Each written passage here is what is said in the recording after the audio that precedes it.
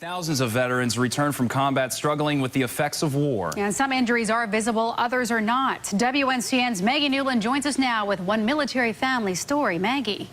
It hasn't been an easy journey for Robert Hambrick and his family, but they have found help and hope in the battle against post-traumatic stress disorder.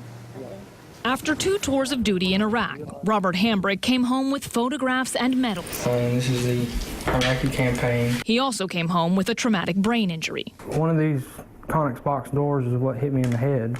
And PTSD. I get really irritable if I haven't been taking my medicine. He gets anxious in crowds and around loud noises, but Robert says the moments of terror come out to haunt him during sleep.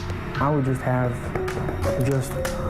out of this world dreams that were related to Iraq. Some of it was related, and then, you know, a lot of times I wouldn't remember it. He claw the walls and tell me there's people on the other side and I have to save them. He's hit me, strangled me, you know, things like that, but he never remembered it.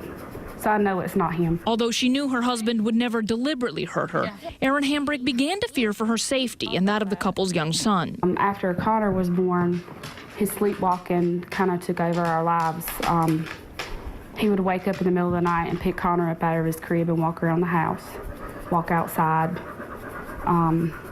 We had incidents where it was life-threatening to all of us, and we knew something had to be done. Robert got treatment and medication. He also got Millie, thanks to a Durham-based organization called WAGs for Tags.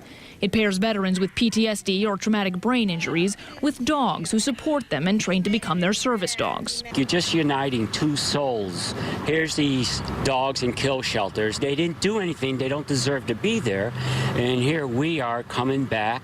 Again, we don't deserve to come back with PTSD. Ronnie matched Millie, who was living in the Wake County Animal Shelter, with Robert Hambrick and his family. He was sitting here at our house and said, "We have a dog," and he said, "It's a pit bull," and my face went, because I thought, I'm not having a pit bull around my child. But they took a chance on Millie, and the whole family fell in love.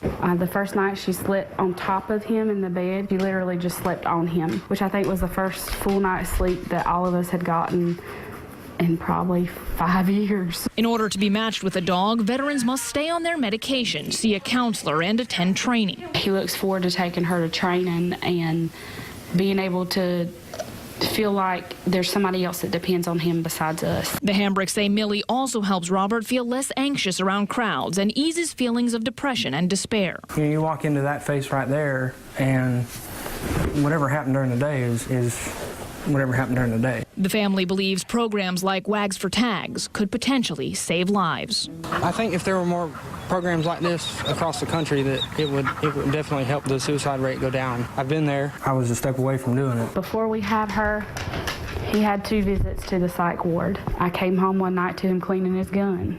We thought that was it. We don't have those issues anymore. We may have rescued her from a shelter, but she's rescued our family. She's rescued us.